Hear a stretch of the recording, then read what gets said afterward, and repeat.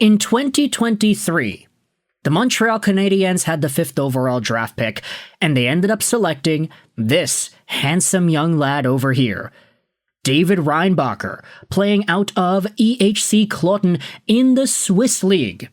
He was taken 5th overall by the Habs as a big right-handed defenseman, and he was a guy that a lot of Canadiens fans at the time of the draft, and the reason I know this is because we literally made a live stream reacting to it on YouTube. The chat was buzzing, fans were going nuts, people were going out there excited to see whom the Canadiens would take, and I would be lying if I said that 100% of the response for Reinbacher's draft selection was positive. I'd say that maybe over the past few years, there was only really like 1 or 2 draft picks where everybody was super happy. Lane Hutson, which doesn't really count because he wasn't even a top guy, and then Cole Caulfield back in 2019. But David Reinbacher went 5th overall to Montreal. You had some fans who said, okay, yeah, this is one of the best defensemen in the NHL draft. He's a big right-handed guy. He's like a Mo Seider 2.0. But then you also had a good chunk of fans going, wait a minute, this guy is not really like the best player available. There were other names that were on the board and that could have been Canadiens and that had higher ceilings. But really, the biggest one, the one name that Montreal passed on at 5th overall in 2023, is a guy that I think a lot of Canadiens fans have since forgotten about, but for a time back in 2023, he was all the rage. A lot of Habs fans were talking about this dude. Now he's in Philadelphia, and hopefully he doesn't get ruined by Rick Tocchet. Today, we're talking about David Reinbacher and Matvei Michkov 2 years later. Because 2 picks after David Reinbacher went to Montreal, you had Matvei Michkov go 7th overall to the Philadelphia Flyers. Michkov was seen by many as a very, very good challenger for a top 3 spot in 2023. And going as far back as 2019, 2020, Michkov's name was almost synonymous with Connor Bedard's name at the top of the 2023 draft. When 22-23 started, though, Michkov ended up slipping down the rankings because folks were a little bit uncertain about his status as a Russian hockey player in the KHL. Leo Carlsson and Fantilli were also showing off very well, so their stock was pushed a little bit higher. But Michkov was a guy who, if you looked at the projected rankings back in 2023, I mean, it was kind of rare to see him down there at 7th. Future considerations had him at number 3, elite prospects at number 4. He was 4th on Craig Button's list as well. The lowest rank over here is 5 by McKean's and Bob McKenzie. So at the very least, the fact that this guy was available at 5 and a lot of Canadiens fans were salivating at the opportunity to draft him, that's why everybody seemed to have been really shocked when they went quote-unquote off the board to select Reinbacher, who at the time was ranked as low as number 20 by Craig Button. Now, here's the thing about that. We can do the entire revisionist, long story recap of what happened in their draft-eligible season. They did this, and then a few years later they did that. We could talk all this talk about these guys. But when you think about what happened back then, and you think about what is right now, there are 2 things that I think we need to bring up. First is the fact that Matvei Michkov almost essentially chose where it was that he wanted to go. Reports after the 2023 draft came and went suggested that Matvei Michkov wasn't really giving the best interviews to some of the teams at the very top of the draft, and he was a lot more enthusiastic and passionate when talking to the Philadelphia Flyers. He also had the idea that Michkov wasn't really on board with going over to some of these other teams that would have had the opportunity to take him. He just really, really wanted to go to Philly. And you also have the injuries.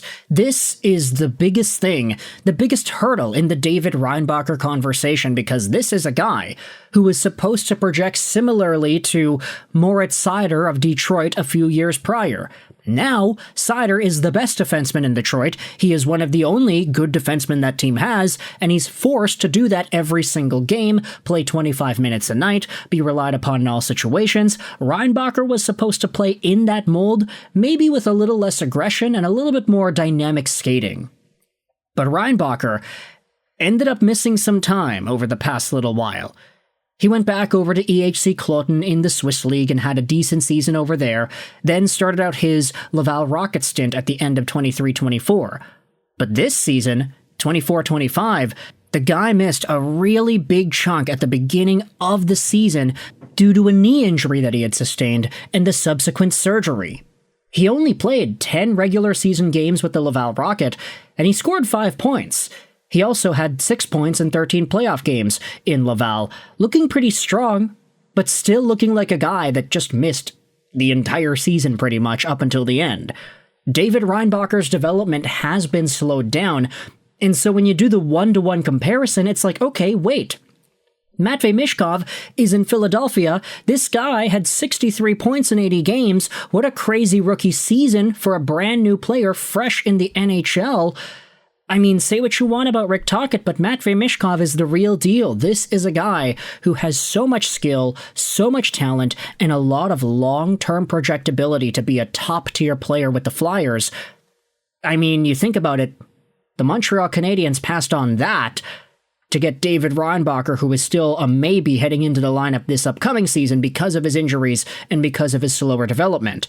Is that a mistake on the Canadiens' behalf? Of course not. It's not like, oh, hindsight's 2020, you should have taken the guy who didn't get hurt. But it's more difficult to fully compare these two when you're just looking at what's happened recently. Longer term, it'll be a lot easier for us to have a better picture as to how things go. But I get that you could totally say for Montreal, there is that element of what if. What if you had Matvei Michkov and Ivan Demidov on the same team? What if you kept Michkov on the right, you told Ivan, hey, can you play center? And then you have Laine, Michkov, Demidov as a line together. That would be so incredibly talented. Two young Russian studs that could inevitably be first-line caliber guys with Montreal over Caulfield, Suzuki, and Slavkovsky.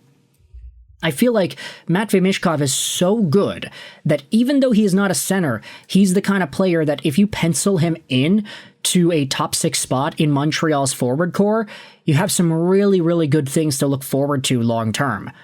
Look at that as well, eh? DailyFaceoff.com has Bolduc in the second-line winger spot with Doc and Demidov instead of Patty Laine. How interesting is that?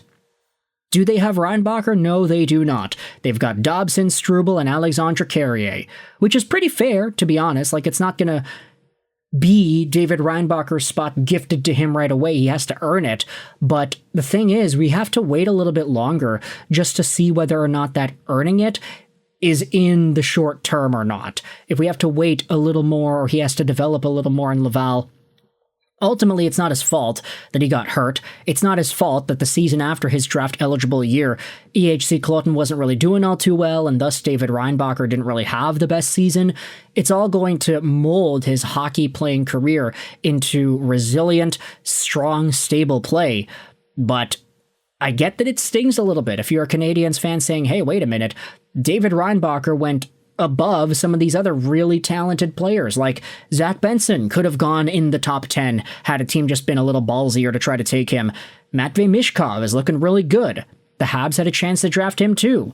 David Reinbacher was the first defenseman taken in the draft, but then you had Dmitry Simashev, Villander, and Axel Sandin Pellikka shortly after. Are any of these guys going to project better longer term than Reinbacher is or would be?